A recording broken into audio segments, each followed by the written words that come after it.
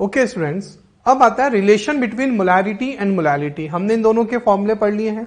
अब इनमें रिलेशन क्या होता है बच्चों? रिलेशन हमें डायरेक्ट लर्न करना है, इसका डेरिवेशन में हमें नहीं जाना है, कोई सिग्निफिकेंस नहीं है because it is a very important formula. तो अब ये डेरिवेशन या ये हम बात करें जो रिलेशन आया है हमारा, ये हमें डायरेक्ट लर्न करना है। ठीक है, यहां पे कैपिटल एम क्या है बच्चों? मोलैरिटी। क्या है? मोलैरिटी। स्मॉल एम क्या है? मोलैलिटी। बच्चों डी क्या है यहां पे? This D is density of solution, जो आपको ग्राम पर एमएल में लेना है। यहां पे डी क्या है? डेंसिटी ऑफ सॉल्यूशन, जो हमें ग्राम पर एमएल में लेना है। Capital M molarity. What is MWB? ये हम पहले भी बात कर चुके हैं। It is molar mass of solute. कौन है ये? बी है ना बच्चों, बी हम सॉल्यूट के लिए डिनोट करते हैं, तो it is molar mass of solute. तो ये फॉर्मूला हमको डायरेक्ट लर्न करना है, इसके न्यूमेरिकल्स हम करेंगे तो हमें इसका यूज समझ आ जाएगा। तो small M molality, capital M molarity, D is density of solution in gram per ML. Important formula है, चैप्टर में इसके क्वेश्चंस आते हैं। It is molar mass of solute. Clear?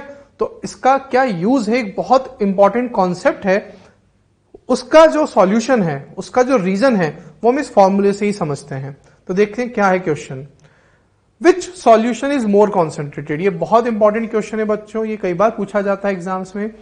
आपको दो बॉटल्स गिवन है, bottle A and bottle B.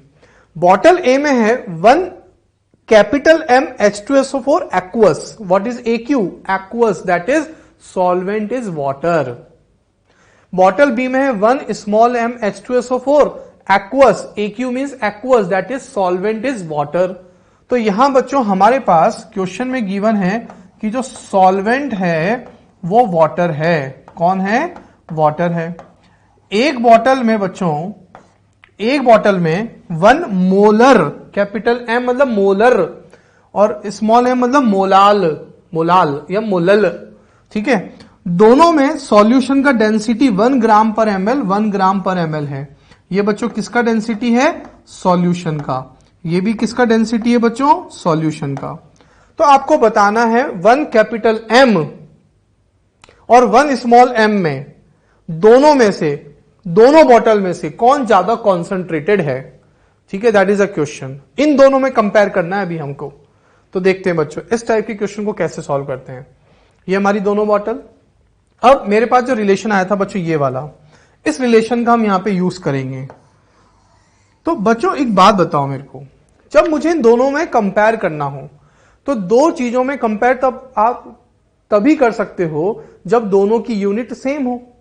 ठीक है, या तो आप इस स्मॉल एम को कैपिटल एम में कन्वर्ट कर लो, फिर इससे कंपेयर कर लेंगे, या हम इस कैपिटल एम को स्मॉल एम में कन्वर्ट कर लेते हैं, फिर इससे कंपेयर कर लेंगे।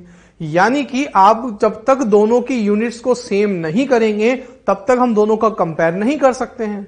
तो मैं क्या कर रहा हूं, मैं आपको बता रहा हूं इस कैपिटल एम को स्मॉल एम में कन्वर्ट करके। क्या कर रहा हूं मैं इस कैपिटल एम को स्मॉल एम में कन्वर्ट कर रहा हूं।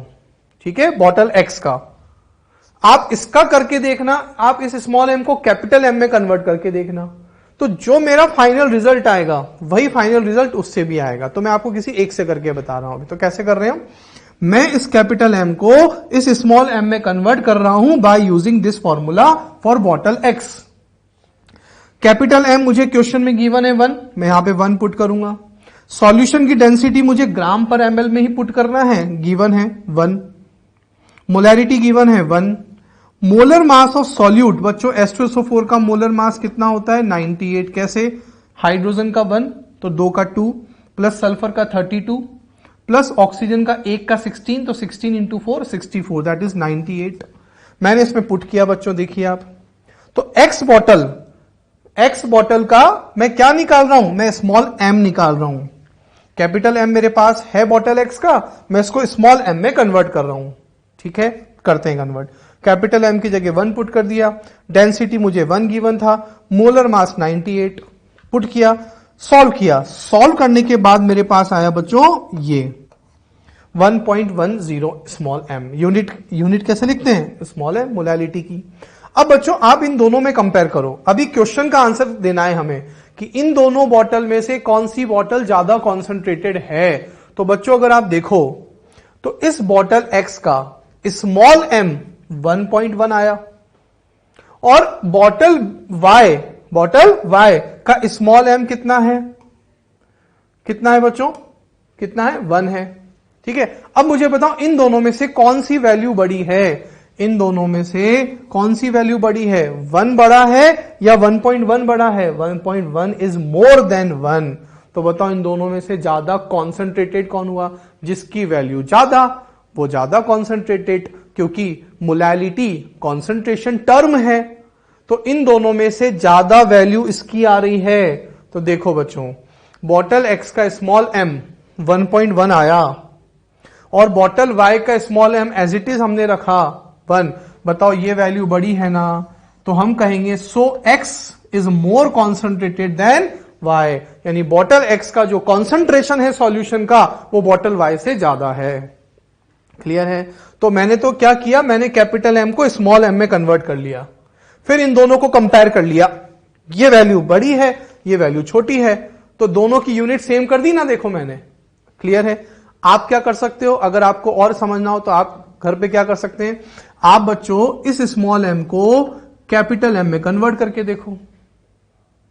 जब आप इसको कैपिटल M में कन्वर्ट करके देखोगे तो अप्रोक्स इसकी वैल्यू 0.9 आएगी। ठीक है, अब आप इन दोनों में कंपेयर कर लो, बात वही है। देखो यहां कैपिटल M कितना है, 1 है, यहां कैपिटल M कितना है, 0.9 है। तो अगेन वही बात हो गई ना बच्चों, capital M of X is greater than capital M of Y। तो बच्चों इससे भी आंसर तो वही आ रहा है कि X is more concentrated than Y। तो हम और करके ऐसे भी कर सकते हैं, जब आप स्मॉल m डेंसिटी की वैल्यू यहां पुट करोगे, है ना, स्मॉल m और डेंसिटी की, तो कैपिटल M इतना आएगा, तो आंसर तब भी उससे वही आ रहा है। तो या तो आप इस कैपिटल M को स्मॉल m में कन्वर्ट कर लो या इस स्मॉल m को कैपिटल M में कन्वर्ट कर लो, दोनों से ही आंसर यही आएगा। क्लियर है? तो अभी इन दोनों में कंपैरिजन किया हमने। ओके, अब कई बार क्या होता है बच्चों, वो ये भी पूछ लेता है कि आप सिर्फ इस एक बॉटल का बताओ, सिर्फ एक सॉल्यूशन का बताओ, सिर्फ इसके बारे में बात करो कि बताओ स्मॉल m और कैपिटल M में कौन बड़ा है फॉर सेम सॉल्यूशन। अगर वो आपसे एक ही सॉल्यूशन का पूछे तो देखो हम उसका भी आंसर दे सकते हैं। देखो कैपिटल M कितना है, 1, सेम सॉल्यूशन बॉटल X की बात कर रहा हूं मैं अभी, और स्मॉल m कितना है, 1.1। बताओ कौन बड़ा हुआ, स्मॉल m।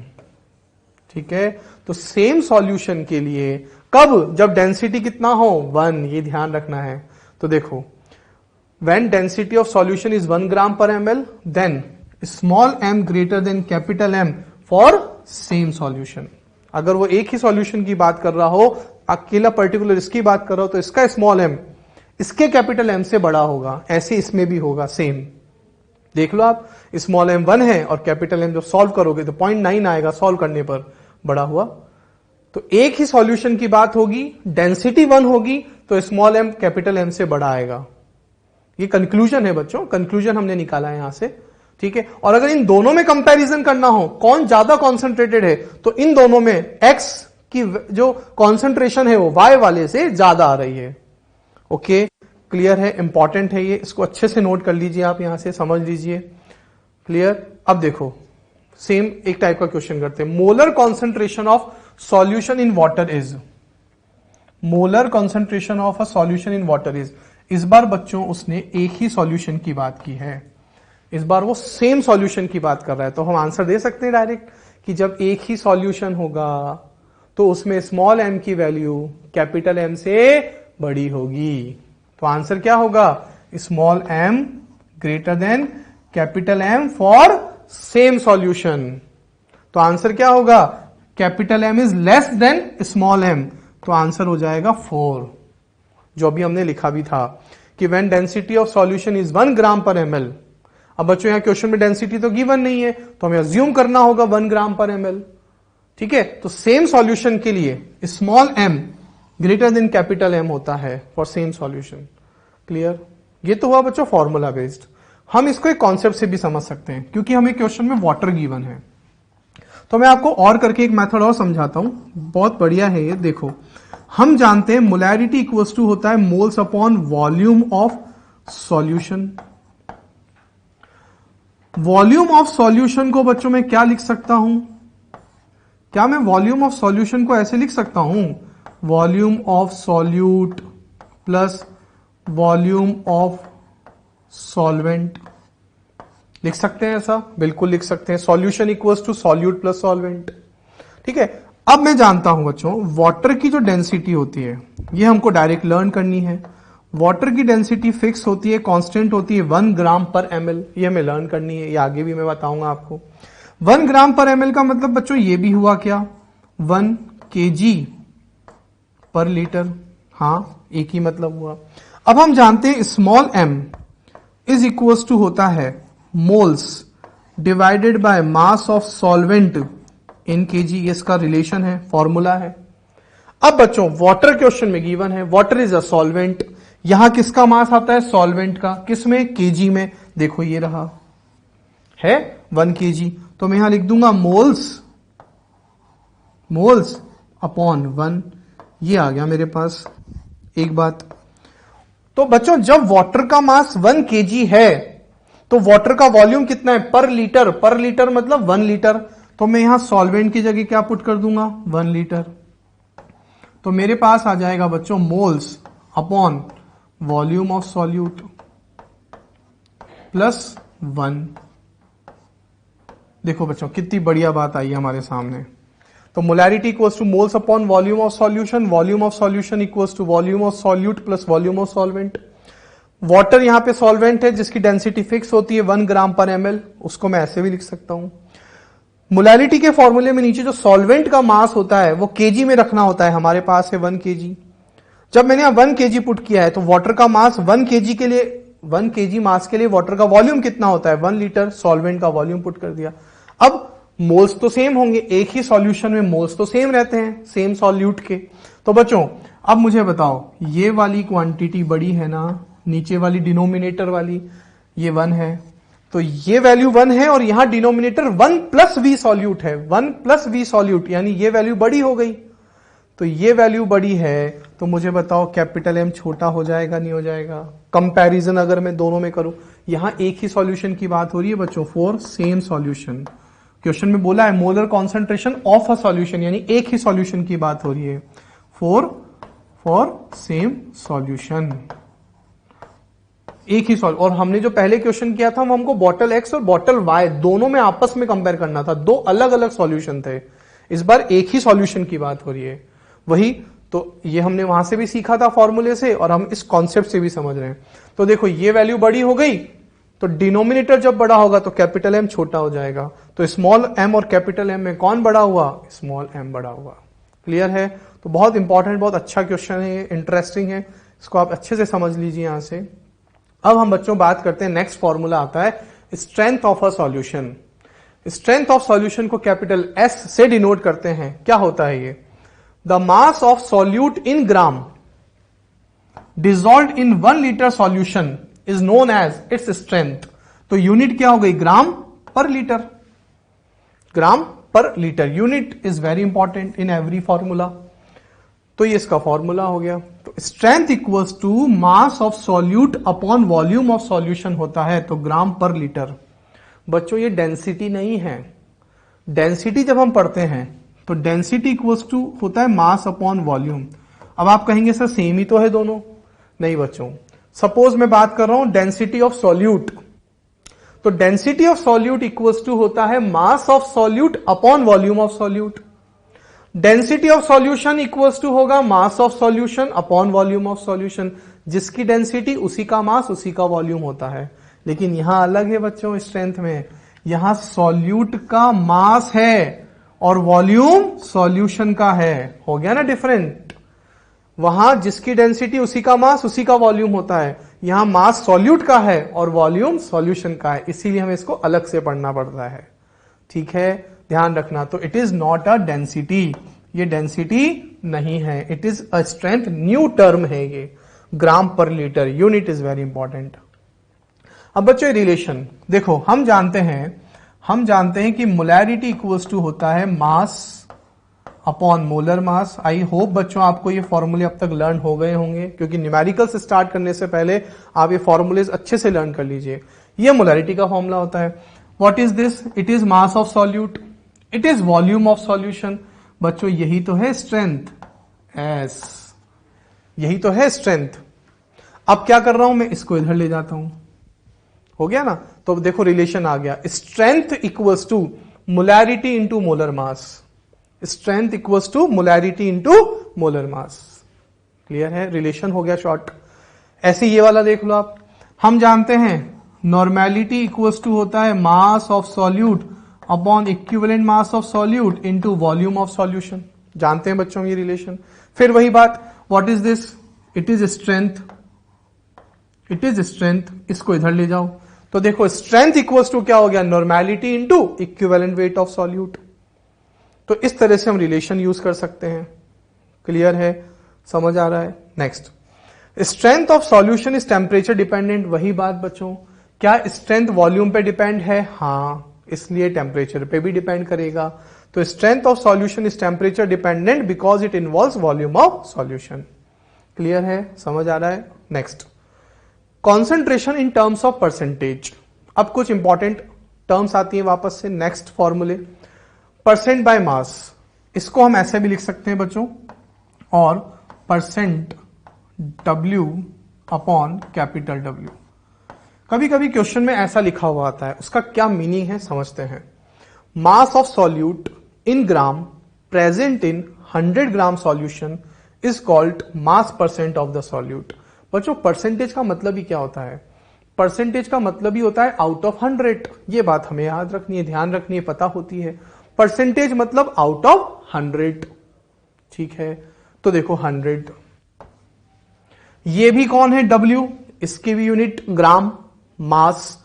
ये भी कौन है? W, यूनिट ग्राम यानी मास। तो देखो ये जो होता है हमेशा, ये होता है सॉल्यूट। ये कौन होता है? हमेशा सॉल्यूट। और ये हमेशा डिनोट करेगा बच्चों यहां सॉल्यूशन को। आप ये ध्यान रख लो बस, ऊपर हमेशा सॉल्यूट होता है, नीचे हमेशा सॉल्यूशन होता है। और परसेंटेज मतलब आउट ऑफ 100। अगर आप इस बात को समझ जाओगे ना तो आपको ये नहीं रटना पड़ेगा। परसेंटेज मतलब out of 100, small w solute के लिए, और ये जो कैपिटल W यहां हम लिख रहे हैं वो सॉल्यूशन के लिए लिख रहे हैं। तो देखो हो गया ना, mass of solute in gram, mass of solute in gram in 100 ग्राम। 100 ग्राम क्यों? क्योंकि परसेंटेज की बात हो रही है। In 100 gram of solution is called mass percent of the solute. तो परसेंटेज ऐसी तो निकालते हैं बच्चों, जिसका परसेंटेज निकालना है उसका mass upon total mass, upon total mass. Percentage में इसलिए टोटल मास 100 है, और टोटल मास किसका? सॉल्यूशन का। तो इस तरह से इसको एक्सप्रेस कर सकते हैं। Mass percent equals to mass of solute, that is this, in gram. It is mass of solution in gram, और परसेंटेज में इसलिए इंटू 100। क्लियर है, समझ आ रहा है। मास ऑफ सॉल्यूट को स्मॉल w लिख दिया। मास ऑफ सॉल्यूशन को आप क्या लिख सकते हो? मैंने पहले भी बताया था, मास of solute plus mass of solvent. तो ये हुआ बच्चों सॉल्यूट का मास, और ये हुआ बच्चों सॉल्वेंट का मास। किसका मास? सॉल्वेंट का, equals to mass of solution. Clear है, where W gram of solute is dissolve in W gram of solvent. सही है। Mass percent is temperature independent. फिर वही बात, क्या इसमें कहीं वॉल्यूम आ रहा है बच्चों? नहीं आ रहा। जब इसमें वॉल्यूम नहीं आ रहा तो ये टेम्परेचर पे डिपेंड नहीं करेगा। क्लियर है बच्चों। एक एग्जांपल देखें अगर हम, इसका क्वेश्चन कैसे आता है। जैसे क्वेश्चन में लिखा हुआ आया बच्चों 98% W बाय कैपिटल W, ऐसे लिखा हुआ आ गया। इस तरह से क्वेश्चंस में लिखा हुआ आता है। तो इसका मीनिंग क्या हुआ? इसका मीनिंग हुआ बच्चों, यही हमें समझना है कि 98 किसका मास है? W, सॉल्यूट का, ग्राम सॉल्यूट प्रेजेंट इन, परसेंटेज में इसलिए आउट ऑफ 100 ग्राम, किसका मास? सॉल्यूशन का मास इन 100 ग्राम सॉल्यूशन। तो बच्चों ये हुआ इसका मीनिंग। तो ये आपको अच्छे से समझना है, न्यूमेरिकल्स में यही जनरली काम आता है। तो 98% small w upon capital W, तो 98 ग्राम ऑफ सॉल्यूट इन परसेंटेज इसलिए 100 ग्राम सॉल्यूशन। क्लियर, समझ आया? ओके, नेक्स्ट देखते हैं। अब अभी हमने पढ़ा मोलैरिटी पढ़ लिया, और परसेंटेज बाय वेट पढ़ लिया, इसको परसेंटेज बाय वेट कहते हैं। इन दोनों में जो रिलेशन है ये बच्चों शॉर्टकट है, it is a short trick बोल सकते हो आप इसको। क्या बोल सकते हो? शॉर्ट ट्रिक बोल सकते हो कि आपको पूरा लेंथी फॉर्मूलेज यूज नहीं करने हो, आप ये वाला रिलेशन यूज कर सकते हो। फिर हम न्यूमेरिकल्स करेंगे तो उसका यूज समझेंगे, अभी आप इसको लर्न कीजिए। Molarity equals to percentage by weight into density of solution in gram per ML ही लेना है, इनटू 10, ये रिलेशन में ही है। कहां से आया, क्या डेरिवेशन है, वो सब नहीं सोचना है हमको, उसमें नहीं जाना है हमको, डायरेक्ट शॉर्टकट याद होने चाहिए। Divided by molar mass of solute, ठीक है। किसका है ये मोलर मास? सॉल्यूट का, याद करो बी इज फॉर सॉल्यूट। ऐसे relation between normality into and percentage by wait, फिर वही बात, ये रिलेशन भी आपको डायरेक्ट रखना है। तो ट्रिक्स हैं ये आप डायरेक्ट ध्यान रखो, बस कोई डेरिवेशन नहीं, कोई किसी में नहीं जाना हमको। Percentage by weight into density into 10, ये कौन है? Equivalent weight of solute. तो ये शॉर्ट ट्रिक्स हैं, इनका हम यूज करेंगे जब हम न्यूमेरिकल्स में समझेंगे। Next, concentration in terms of percentage में ही नेक्स्ट आता है परसेंट बाय वॉल्यूम, वही बात। इसको भी हम कैसे डिनोट कर सकते हैं? अब बच्चों बहुत इजी है हमारे लिए समझना। देखिए, this method is use for solutions of liquid in a liquid. ये वाला जनरली कब यूज करते हैं? जब लिक्विड में लिक्विड डिसॉल्व होता है, ठीक है। The volume of liquid in ml present in 100 ml of solution is called volume percent. देखो बच्चों, यहां पे ये भी वॉल्यूम है, ये भी वॉल्यूम है। जैसे ऊपर W अपॉन W था, यहां वॉल्यूम अपॉन वॉल्यूम है। मैंने आपको बताया ये सॉल्यूट होता है, ये सॉल्यूशन होता है, हो गया ना। तो the volume of liquid in ml present in 100 ml of solution is called volume percent. इस तरह से लिखेंगे। तो ऊपर सॉल्यूट का वॉल्यूम, नीचे सॉल्यूशन का वॉल्यूम, परसेंटेज में लाना है इसलिए into 100। Volume percent is temperature dependent because it involves volume of solution. सही बात है बच्चों, टेम्परेचर पे डिपेंड करता है क्योंकि वॉल्यूम पे डिपेंड करता है। क्लियर है? इसको भी अगर मैं एक एग्जांपल से समझाऊं बच्चों, कि सपोज आपके पास क्वेश्चन में लिखा हुआ आ गया 98% small v upon capital V percentage by volume. तो इसका मीनिंग क्या हुआ? इसका मीनिंग हुआ 98 ml, यहां वॉल्यूम ml में लेना है बच्चों, ध्यान रखना, लीटर में नहीं लेना है। आप तो एक बात ध्यान रख लो बच्चों, जब भी परसेंटेज आ जाए, ये बात नोट कर लो आप अच्छे से, जब भी परसेंटेज लिखा हुआ आ जाए आगे और वॉल्यूम यूज हो रहा हो तो यूनिट ml में ही लेनी है, ठीक है। परसेंटेज के साथ जब भी वॉल्यूम आ जाए, ये नोट कर लो, जब भी परसेंटेज के साथ वॉल्यूम लिखा हुआ आ जाए तो हमें वॉल्यूम की यूनिट ml में ही लेनी है। तो आपका कंफ्यूजन ही खत्म हो जाएगा। परसेंटेज के साथ वॉल्यूम हमेशा ml में लेना है, ओके।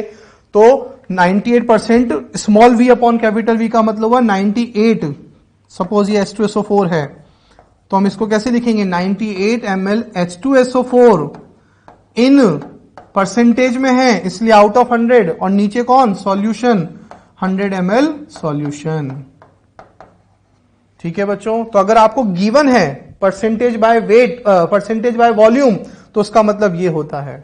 और ये फॉर्मूला कब यूज करेंगे? जब हमें वॉल्यूम परसेंट फाइंड आउट करना हो। और ये कब? जब परसेंटेज बाय वॉल्यूम गिवन हो, तो उसका मतलब ये होता है। क्लियर है? फिर मेडिकल्स में तो और अच्छे समझ आ ही जाएगा। अभी आप इनको अच्छे से कॉपी करते जाइए और लर्न करते जाइए। नेक्स्ट आता है बच्चों परसेंट बाय स्ट्रेंथ और परसेंट मास बाय वॉल्यूम। बच्चों हमने स्ट्रेंथ पढ़ा था, याद है? ग्राम पर लीटर, वो स्ट्रेंथ पढ़ा था हमने बच्चों, हमने स्ट्रेंथ पढ़ा था ग्राम पर लीटर, ये तो था स्ट्रेंथ। लेकिन इस बार हम क्या पढ़ रहे हैं? इस बार हम बच्चों पढ़ रहे हैं परसेंटेज स्ट्रेंथ। तो बच्चों ये दोनों में डिफरेंस है, ये दोनों अलग हैं, ये अलग है और ये अलग है। ये होता है बच्चों ग्राम पर ml। क्या होता है ये? ग्राम पर ml। बताओ रीजन, मैंने बताया था, देखो यहां परसेंटेज आ गया, परसेंटेज के साथ हमेशा वॉल्यूम किस में लेना है? ml में लेना है। तो ये डिफरेंस हो गया बच्चों। तो यहां सिंपल स्ट्रेंथ था, परसेंटेज नहीं था, तो वॉल्यूम ग्राम पर लीटर। लेकिन अगर परसेंटेज स्ट्रेंथ है तो वॉल्यूम हो जाएगा ml में। ये बड़ा डिफरेंस है इन दोनों में, ये हमको ध्यान रखना है। क्लियर? तो क्या मतलब हुआ? वही बात है, mass of solute in gram present in, देखो आ गया ना 100 ml, और परसेंटेज में है इसलिए 100, यहां परसेंटेज नहीं था, is called mass by volume. इस तरह से इसको डिनोट करेंगे। आपको सॉल्यूट का मास गिवन होगा, सॉल्यूशन का वॉल्यूम गिवन होगा, परसेंटेज स्ट्रेंथ पूछेगा, इस तरह से सॉल्व करेंगे। क्लियर? ये भी टेम्परेचर डिपेंडेंट है, क्यों? क्योंकि ये वॉल्यूम पे डिपेंड कर रहा है। क्लियर? अब जैसे सपोज वही एग्जांपल लूं मैं आपको कि आपको गिवन है क्वेश्चन में 98% H2SO4 लेट W/V, इस तरह से आपको क्वेश्चन में गिवन है। तो इसका क्या मीनिंग हुआ?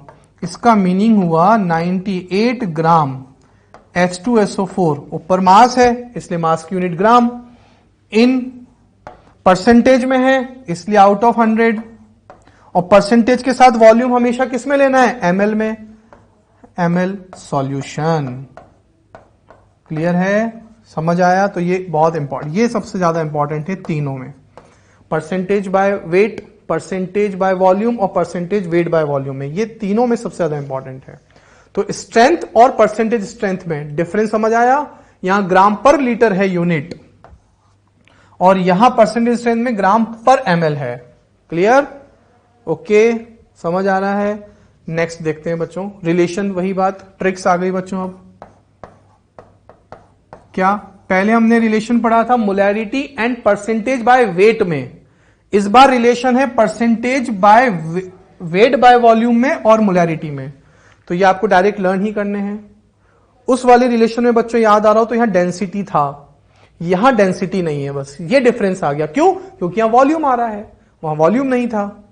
ठीक है, तो ये थोड़ा सा डिफरेंस है, वहां ध्यान रखना। यहां डेंसिटी था, यहां डेंसिटी नहीं है, बाकी ऑलमोस्ट सेम सा है। तो ये आपको डायरेक्ट लर्न करने हैं, ट्रिक्स हैं, फिर न्यूमेरिकल्स में हम इनका यूज समझेंगे ही सही बच्चों।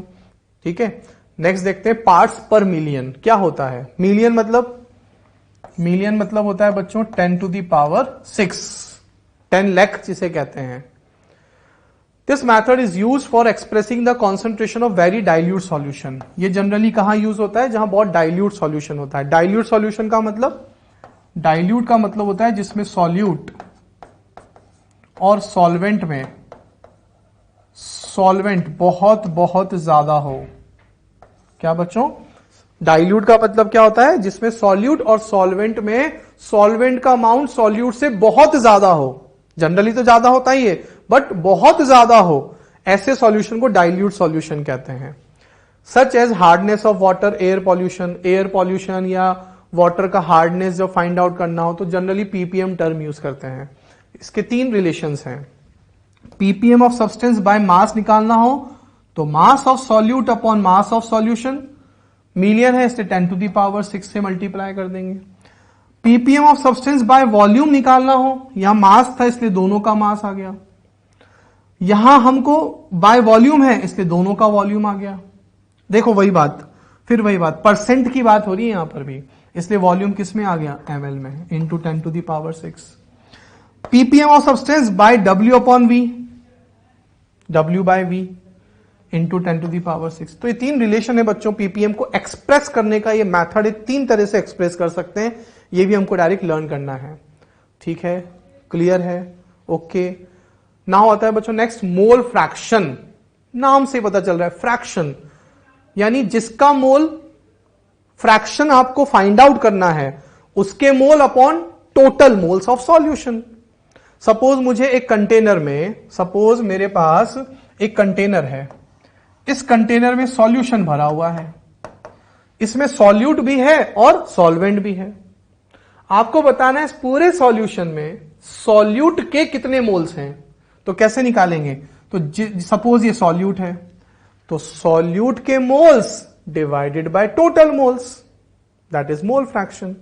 The ratio of the number of moles of one component, जिसका फ्रैक्शन निकालना है उसके moles, divided by to the total number of moles of all the components in the solution is called the mole fraction of the component। तो देखो ये किसका है? ये बच्चों सॉल्यूट का मोल फ्रैक्शन है। किसका मोल फ्रैक्शन है? सॉल्यूट का। वैसे मैंने क्या कहा था, इसको काई कहते हैं, लेकिन हम इसको जनरली एक्स कह देंगे। तो it is mole fraction of solute. तो mole fraction of solute equals to moles of solute divided by total moles of solution. Total moles of solution का मतलब moles of solute plus moles of solvent. ठीक है, ये इनका डिनोशन है small N और ये कैपिटल एन। तो जिसका फ्रैक्शन निकालना है उसके मोल्स अपॉन टोटल मोल्स। ठीक है, तो ये हो गया actually small N upon small N plus capital N, moles of solute upon total moles of solution. ठीक है, ये कौन हो गया बच्चों? It is mole fraction of solvent. It is mole fraction of solvent. तो सॉल्वेंट का mole fraction equal to solvent के moles divided by total moles. तो क्या हो गया? Small N upon small N plus capital N. तो बच्चों मैं इसको ऐसे भी लिख सकता हूं क्या? N upon N total. बिल्कुल, इसको भी क्या लिख सकता हूं? Capital N upon N total. ठीक है, तो सॉल्यूट के moles upon total moles, solvent के moles upon total moles, that is mole fraction. बच्चों फ्रैक्शन जो होता है हमेशा, किसी भी फ्रैक्शन का जो सम होता है टोटल, वो हमेशा 100% होता है। कितना होता है? 100%। और 100% का मतलब unity, that is 1।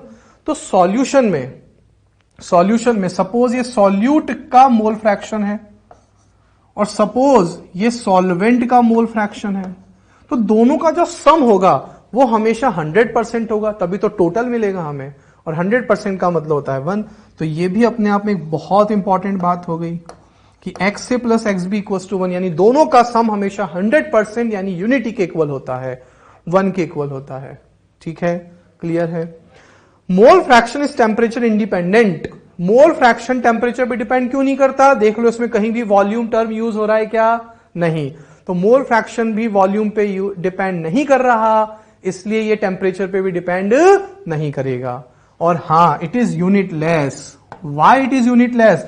Because it is a ratio, और रेशो की यूनिट तो होती नहीं है। मोल्स अपॉन मोल्स, खत्म, यूनिटलेस। तो मोल फ्रैक्शन इज यूनिटलेस, इसकी कोई यूनिट नहीं है बच्चों। क्लियर? समझ आ रहा है? ओके। अब आता है वही बच्चों रिलेशन। क्या बच्चों? मोल परसेंट एंड मोल फ्रैक्शन। ये तो इजी सी बात है, हम बहुत जनरली समझते हैं, कॉमन सेंस है। तो कि अभी हम सिर्फ फ्रैक्शन की बात कर रहे थे, अगर मुझे उसे परसेंटेज में लाना हो तो मल्टीप्लाई क्या कर दूंगा? 100। तो जिसका मोल फ्रैक्शन, जैसे सपोज सॉल्यूट की बात है, तो सॉल्यूट का mole fraction into 100 equals to mole percent. समझ आ रहा है क्या मतलब बच्चों? कि मोल परसेंट ऑफ, अगर आपको सॉल्यूट का निकालना है तो आप लिखोगे सॉल्यूट के मोल फ्रैक्शन इंटू 100। अगर आपको निकालना है मोल परसेंट ऑफ सॉल्वेंट, तो आप कैसे लिखोगे? सॉल्वेंट का मोल फ्रैक्शन मल्टीप्लाई 100। क्लियर है? क्या हुआ बच्चों? तो जिसको भी आपको परसेंटेज में चेंज करना है उसको इंटू 100 कर दो, उसे कह देंगे मोल परसेंट। ठीक है, next, ratio of mole fraction is equal to their mole. सही बात है बच्चों। अगर मैं दोनों को डिवाइड कर दूं x से अपॉन एक्स बी, तो x से upon X B equals to n upon, हमने लिखा था n total, divided by capital N upon n total. तो जब मैं रेशियो लाऊंगा तो n टोटल से n टोटल कट जाएगा, तो मेरे पास क्या रिलेशन आ जाएगा बच्चों? ये आ जाएगा। तो ratio of mole fraction equals to ratio of their moles, moles of solute upon moles of solvent. तो रेशियो इस तरह से निकालेंगे हम।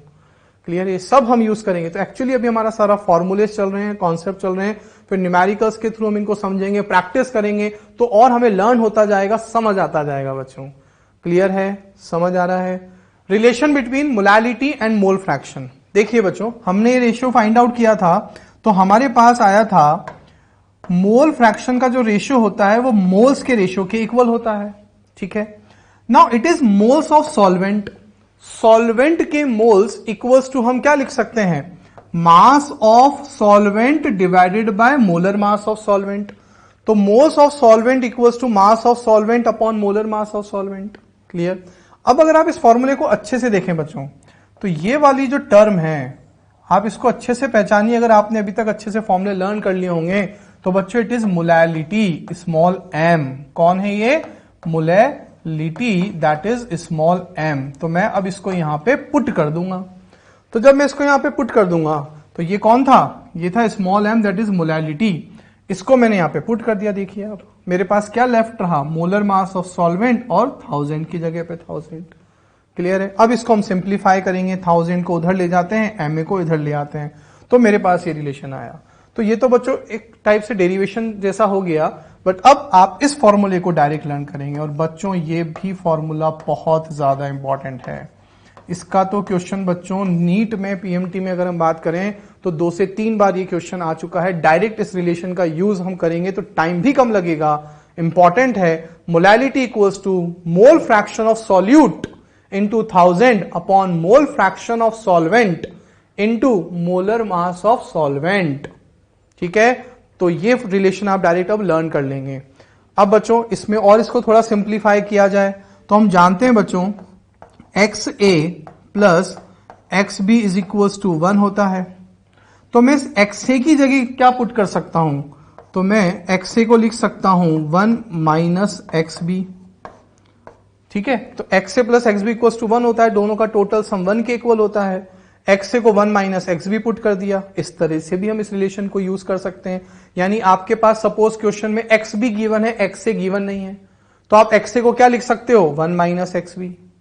आपको एक्स ए गिवन है, एक्स बी गिवन नहीं है, तो आप लिख सकते हो 1 माइनस एक्स ए। यानी आप इस रिलेशन का फिर यूज कर सकते हैं। ठीक है, तो हम इस रिलेशन को ऐसे भी लिख सकते हैं। अब बच्चों डाइल्यूट सॉल्यूशन, मैंने क्या बताया था, डाइल्यूट सॉल्यूशन का मतलब कि जिसमें सॉल्यूट और सॉल्वेंट में अगर कंपेयर करें तो सॉल्वेंट बहुत ज्यादा होता है, उसे डाइल्यूट कहते हैं। तो डाइल्यूट सॉल्यूशन में जो सॉल्यूट है उसका अमाउंट बहुत कम होता है, यानी एक्सबी की वैल्यू जो है वो 1 से बहुत छोटी होती है। एक्सबी का अमाउंट बहुत कम होता है डाइल्यूट सॉल्यूशन में। तो ये टर्म जो होगा डाइल्यूट सॉल्यूशन में बहुत कम होगा, बहुत ही ज्यादा नेग्लिजिबल होगा। तो जब कोई वैल्यू 1 से बहुत छोटी होती है तो हम उसको नेग्लेक्ट कर सकते हैं, तो फिर हमारा रिलेशन इस तरह से हो जाएगा। लेकिन ये कब, जब क्वेश्चन में गिवन हो वेरी डाइल्यूट, अदरवाइज हम ये रिलेशन ही हमेशा यूज करेंगे। क्लियर है, समझ आया बच्चों? ओके। अब आता है बच्चों हमारे पास कुछ इंपॉर्टेंट टर्म्स, इंपॉर्टेंट पॉइंट्स। ये कभी कभी क्वेश्चंस में गिवन होता है बच्चों, हमें गिवन होता है 1 डेसी, तो 1 डेसी मतलब 1/10, 1 मिली मतलब 1/1000, 1 सेमी मतलब 1/2, 1 सेंटी मतलब 1/100, 1 लीटर इक्वल्स टू बच्चों 1 डेसीमीटर क्यूब भी होता है और ऑल्सो इक्वल्स टू 1000 ml। ठीक है, एक ही बात है। और ml बच्चों, ml को 1 cc भी कहते हैं। मतलब आप ml बोलो या cc बोलो या सेंटीमीटर क्यूब बोलो, तीनों का मतलब एक ही है। ये तीनों अलग अलग नहीं है। cc मतलब होता है क्यूबिक सेंटीमीटर। क्या होता है बच्चों, cc का मतलब होता है बच्चों क्यूबिक सेंटीमीटर। तो ml बोलो या क्यूबिक सेंटीमीटर बोलो या सेंटीमीटर क्यूब बोलो, तीनों का मतलब एक ही है। 1 litre equals to 1 decimetre cube, ये कौन है, इसे कहते हैं डेसीमीटर क्यूब। कौन है बच्चों, ये डेसीमीटर क्यूब। तो 1 litre equals to 1 decimetre cube which is also equals to 1000 ml। तो ये हमें लर्न करना है, ध्यान रखना है। न्यूमेरिकल्स में टर्म्स इंपॉर्टेंट है, काम आएंगी बच्चों। ओके, क्लियर है? तो अब हम स्टार्ट करते हैं न्यूमेरिकल्स। सबसे पहले हम बेसिक जितने भी फॉर्मूले पढ़े हैं उनका एक बेसिक सा न्यूमेरिकल करते हैं। देखते हैं बच्चों। First, 20 gram NaOH, 20 gram NaOH is present in 250 ml solution having density of 1.2 ग्राम पर ml. Find, आपको molarity, normality, mole fraction of solute, strength and molality, ये सब बच्चों में फाइंड आउट करना है। तो हम 1 बाय 1 इनको फाइंड आउट करते हैं। सबसे पहले बच्चों मोलैरिटी, तो आपको मोलैरिटी का फॉर्मूला याद होना चाहिए। मोलैरिटी इक्वल्स टू बच्चों हमने पढ़ा था मास of solute divided by molar mass of solute into volume of solution in litres. Okay बच्चों, ये फॉर्मूले हमें लर्न होने चाहिए। अब डायरेक्ट हम इसमें वैल्यू पुट कर देते हैं। वेट ऑफ सॉल्यूट आपको क्वेश्चन में गिवन है बच्चों कितना, 20 gram, divided by molecular weight of solute.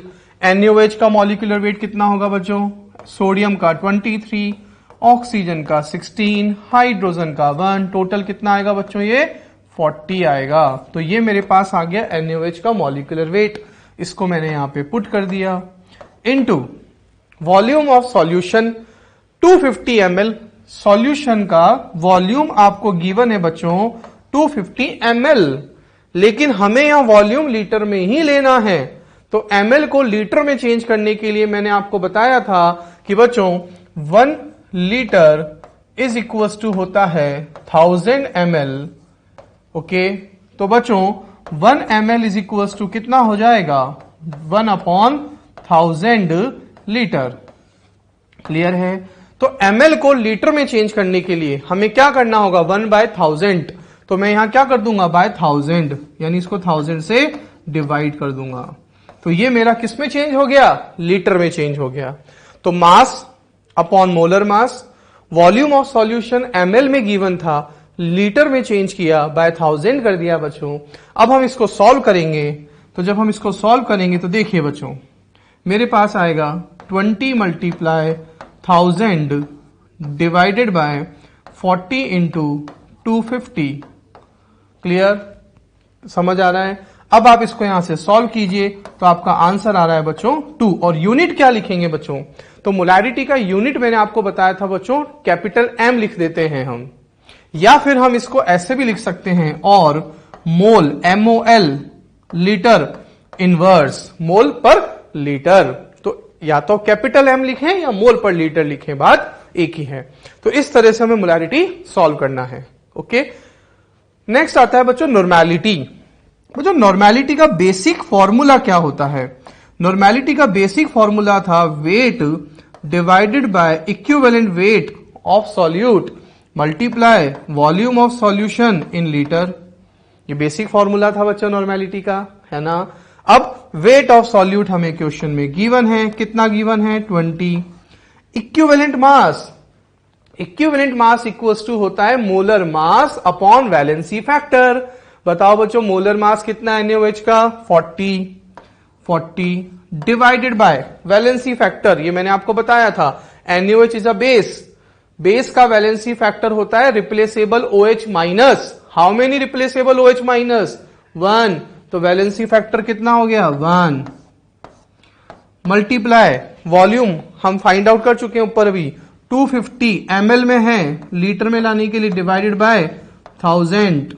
Okay, तो बच्चों इसको भी आप सॉल्व करो तो देखो ऑलमोस्ट अगर हम देखें तो दोनों सेम ही आ रहे हैं। तो आंसर हो गया 2। यूनिट कैसे लिखेंगे बच्चों इसकी? N। और मैंने बताया था इक्विवेलेंट लीटर इनवर्स, ये इसकी यूनिट हो गई। क्लियर है? तो normality equals to weight upon equivalent weight multiply volume, equivalent weight equals to molar mass upon valency factor NaOH का 1 multiply volume of solution 250 ml given है, लीटर में change करने के लिए हमने क्या किया डिवाइडेड बाय 1000। इसको सॉल्व किया, आंसर आ गया 2। यूनिट लिख दी कैपिटल M। क्लियर है? ओके, अच्छा बच्चों हम नॉर्मेलिटी को उस बेसिक फॉर्मूले से भी ला सकते हैं। तो और करके मैं लिख सकता हूं normality equals to molarity multiply valency factor. हम नॉर्मेलिटी बच्चों इस रिलेशन से भी ला सकते हैं। तो हमें दोनों मेथड आने चाहिए, बेसिक मेथड भी और ये शॉर्टकट मेथड भी। मोलैरिटी कितना आया था बच्चों अभी 2, वैलेंसी फैक्टर NaOH का 1, तो देखो नॉर्मेलिटी कितना आ गया 2 आ गया। ठीक है, देख लीजिए आप, हमारे पास वैलेंसी फैक्टर NaOH का 1, मोलैरिटी कितना आया था 2। ओके, इसीलिए हमने बोला कि normality molarity into valency factor किया 2 आ गया। ओके, क्लियर है? अब बच्चों नेक्स्ट हमें क्या फाइंड आउट करना है? मोल फ्रैक्शन ऑफ सॉल्यूट। क्या फाइंड आउट करना है? मोल फ्रैक्शन ऑफ सॉल्यूट। तो बच्चों C, mole fraction of solute को हम डिनोट करते हैं XB से, इज इक्वल टू होता है बच्चों NB upon Na plus NB। It is a formula of mole fraction of solute equals to moles of solute divided by moles of solute plus moles of solvent. Okay, now moles of solute, solute कौन है NaOH, moles equals to given mass कितना था 20 divided by molecular mass NaOH का बच्चों 40 divided by Na का again. अब Na कौन है बच्चों? यहां सॉल्वेंट, सॉल्वेंट कौन है क्वेश्चन में? वाटर। कैसे पता लगा क्वेश्चन में सॉल्वेंट वाटर है? बच्चों जब भी आपको क्वेश्चन में सॉल्वेंट गिवन नहीं हो, या तो क्वेश्चन में लिखा हुआ आएगा एक्वस सॉल्यूशन, या फिर अगर क्वेश्चन में सॉल्वेंट गिवन नहीं है तो बच्चों हम बाय डिफॉल्ट वाटर को यूनिवर्सल सॉल्वेंट लेते हुए हम उसी को यूज करेंगे, because water is a universal solvent. Aqueous medium, जब भी आपको कुछ गिवन नहीं हो क्वेश्चन में अबाउट सॉल्वेंट, तो हम हमेशा सॉल्वेंट वाटर लेकर चलते हैं बच्चों, ये बात आप नोट कर लीजिएगा। अगर सॉल्वेंट गिवन नहीं है तो हम सॉल्वेंट वाटर कंसीडर करते हैं, because water is a universal solvent. Okay, तो सॉल्वेंट कौन हुआ? वाटर हुआ। तो वाटर का मास, अब बच्चों सॉल्वेंट का मास मैं कहां से लाऊं? तो बच्चों डेंसिटी ऑफ सॉल्यूशन मेरे पास है, वॉल्यूम ऑफ सॉल्यूशन मेरे पास है, लेकिन मेरे पास सॉल्वेंट का मास नहीं है। देखो सॉल्यूट का मास मेरे पास है, सॉल्यूट का मास है, सॉल्वेंट का मास मेरे पास नहीं है। तो सॉल्वेंट का मास लाने के लिए हम क्या करेंगे बच्चों? तो अभी हम इस Na को पहले Na ही रख देते हैं, तो N भी हो गया 20/40। अब मुझे Na की वैल्यू फाइंड आउट करनी है, और Na होता है मास अपॉन मोलर मास। अब सॉल्वेंट का मास कहां से लाएंगे? तो बच्चों हम जानते हैं कि mass of solution is equals to होगा density of solution into volume of solution. Mass of solution equals to density into volume of solution. Solution की डेंसिटी कितनी गिवन है बच्चों आपको? 1.2। देख लीजिए सॉल्यूशन की डेंसिटी कितनी गिवन है? 1.2 ग्राम पर ml। ठीक है, मल्टीप्लाई वॉल्यूम ऑफ सॉल्यूशन भी आपको कितना गिवन है? 250 ml में गिवन है। ये भी ml में है, ये भी ml में है। तो अब मास मेरा यहां से कितना आ जाएगा बच्चों? सॉल्यूशन का 300 ग्राम। सॉल्यूशन का मास आ गया मेरे पास डेंसिटी इंटू वॉल्यूम, डेंसिटी भी सॉल्यूशन की, वॉल्यूम भी सॉल्यूशन का, सॉल्यूशन का मास मेरे पास आ गया। अब याद करो मैंने आपको सिखाया था कि जब सॉल्वेंट का मास लाना हो बच्चों, तो mass of solvent is equals to होता है mass of solution minus mass of solute.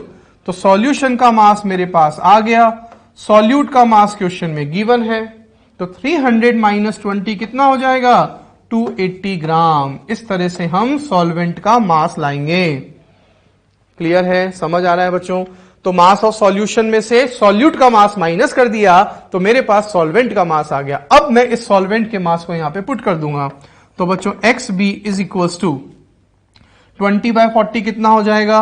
0.5 divided by Na की जगह क्या रखूंगा? मास ऑफ सॉल्वेंट कितना आ गया? 280। अब सॉल्वेंट मैंने क्या कहा? कुछ गिवन नहीं है तो हम क्या लेंगे? वाटर। वाटर का मोलर मास कितना होता है? 18 H2O का, प्लस 0.5। ठीक है बच्चों, क्लियर है? अब आप इसको सॉल्व करोगे तो यह आएगा 0.031। तो मेरे पास सॉल्यूट का मोल फ्रैक्शन आ गया। बहुत अच्छा मेथड है बच्चों, क्लियर है? तो थोड़ा सा हमें केयरफुली करना होगा। तो mole fraction equals to moles upon total moles, total moles of solvent.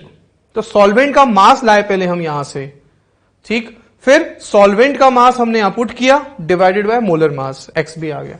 बच्चों अगर मुझे सपोज XAB निकालना हो, दैट इज वाटर का भी मोल फ्रैक्शन निकालना हो, तो हम निकाल सकते हैं। XB मेरे पास आ गया, मैं इसको लिख सकता हूं 1 माइनस XB। कहां से बच्चों? हम जानते हैं XA प्लस XB इक्वल्स टू 1 होता है। तो बताओ बच्चों XA equals to 1 minus XB लिख सकता हूं उस रिलेशन से? हाँ, तो 1 माइनस XB आप पुट कर दो 0.031, तो मेरे पास XA भी आ जाएगा। क्लियर है? समझ आ रहा है? अब बच्चों हमें नेक्स्ट क्या फाइंड आउट करना है? स्ट्रेंथ फाइंड आउट करना है। क्या फाइंड आउट करना है? स्ट्रेंथ। तो बच्चों स्ट्रेंथ तो बहुत इजी है। स्ट्रेंथ इक्वल्स टू हमने पढ़ा था मास of solute divided by volume of solution in litre. ये होता है strength, mass of solute upon volume of solution in litre. तो पुट कर देते हैं। बताइए मास ऑफ सॉल्यूट कितना? 20 ग्राम। वॉल्यूम ऑफ सॉल्यूशन कितना? 250 ml। लेकिन वॉल्यूम हमें किस में लेना है? लीटर में। तो डिवाइडेड बाय 1000, डिवाइडेड बाय 1000। अब इसको सॉल्व करेंगे बच्चों, 0 से 0 कैंसिल हो जाएगा। ये 4 टाइम्स, ये हमारा पास सॉल्व करने पे आएगा 80। यूनिट क्या हो जाएगी? 80 ग्राम per L per litre. Okay तो strength equals to mass of solute upon volume of solution. Mass volume of solution litre में लाना है, divide by 1000, 80 gram per litre हो गया। ओके क्लियर है, समझ आ रहा है। अब हमें नेक्स्ट क्या फाइंड आउट करना है, मोलैलिटी। क्या फाइंड आउट करना है, मोलैलिटी। तो बच्चों मोलैलिटी का भी डायरेक्ट फॉर्मूला हम जानते हैं। मोलैलिटी इक्वल्स टू, हमने फॉर्मूला पढ़ा था, मास of solute upon molar mass of solute into mass of solvent in KG. याद है ना, ध्यान रखना है बच्चों, ये यहां आपको सॉल्वेंट का मास लेना है, किसमें, किलोग्राम में। ये फॉर्मूला हो गया। अब इसमें वैल्यू पुट करते हैं बच्चों हम। तो मुझे बताओ मास ऑफ सॉल्यूट कितना है, कितना है mass of solute 20, molar mass कितना है 40, और सॉल्वेंट का मास हम फाइंड आउट कर चुके हैं, वाटर का 280, ठीक है 280। लेकिन बच्चों हमें यहां मास किलोग्राम में लेना है, ये कंपलसरी है, फॉर्मूले में ही है ये। तो ग्राम को किलोग्राम में कन्वर्ट करने के लिए क्या करते हैं, डिवाइडेड बाय 1000। ये किलोग्राम में लेना है, गिवन है ग्राम में। केजी में लाने के लिए डिवाइडेड बाय 1000, तो 1000 से डिवाइड करोगे तो कहां चला जाएगा, ऊपर। तो इस तरह से हम इसको सॉल्व करेंगे। क्लियर है, समझ आया। तो molality equals to mass upon molar mass of solute into mass of solvent in KG. Okay clear है, समझ आया। तो अब हम इसको यहां से एक बार अच्छे से बच्चों और रिवाइज कर लेते हैं। सबसे पहले molarity equals to moles of solute upon volume of solution. Moles equals to mass upon molar mass, mass upon molar mass. Mass मैंने पुट किया 20, मोलर मास NaOH का 40, वॉल्यूम 250 ml में था, लीटर में चेंज करने के लिए बाय 1000, पहला आंसर आ गया 2 मोलर। क्लियर, तो यहां से आप इसको अच्छे से कॉपी कर सकते हो, रिवीजन भी हो जाएगा। नेक्स्ट हमने फाइंड आउट किया normality. Normality equals to gram equivalent upon volume of solution. Gram equivalent equals to mass upon equivalent mass into volume of solution in litre. Mass मैंने पुट किया था 20, equivalent mass equals to molar mass upon valency factor. Volume बच्चों 250 ml, litre में change किया by 1000, आया था हमारा answer 2n, तो नॉर्मेलिटी आ गया यहां से 2n। ठीक है, या फिर मैंने बताया था हम शॉर्ट रिलेशन से भी कर सकते हैं, मोलैरिटी इनटू वैलेंसी फैक्टर से भी, वो मैं आपको बता चुका हूं। मोल fraction of solute, moles upon total moles. ठीक है, देख लीजिए सॉल्वेंट का मास, ये सॉल्वेंट का मास हम कहां से लाए, इस तरह से लाए, देखो mass of solution equals to density into volume 300 gram. Solute का मास माइनस कर दिया, सॉल्वेंट का मास आ गया मेरे पास 280 ग्राम। सॉल्वेंट गिवन नहीं है तो हम क्या कंसीडर करते हैं, वाटर। वाटर का मोलर मास 18, सॉल्व किया 0.031 आ गया। ओके क्लियर, समझ आ रहा है ना। अच्छा इजी है बच्चों, कोई टफ नहीं, बस आपको फॉर्मूले याद होने चाहिए। Strength, mass of solute upon volume of solution in litre, put किया, लीटर में चेंज कर लिया वॉल्यूम को, यूनिट लिख दी। ओके क्लियर है, समझ आ रहा है। अब बच्चों मोलैलिटी, मोलैलिटी का formula moles upon mass of solvent in KG, और सॉल्वेंट का मास केजी में रखना है, तो ये मैं आपको ऊपर बता ही चुका हूं बच्चों, ये यहां पे दोबारा से रिवाइज हो गया आपका। इस तरह से हमने पुट किया था इसको और फिर ये सॉल्व किया था हमने। ठीक है, तो 280 मेरे पास सॉल्वेंट का मास आ गया, उसको यहां पे पुट कर दिया। केजी में लाना है इसलिए बाय 1000 किया, आंसर आ गया 1.785 मोलैलिटी। ओके क्लियर है, समझ आया। तो ये हमने बच्चों बेसिक क्वेश्चन किया जिसमें ऑलमोस्ट हमारे जो बेसिक फॉर्मूले हैं वो यहां पर आ गए हैं, बिल्कुल फॉर्मूला बेस्ड क्वेश्चन है।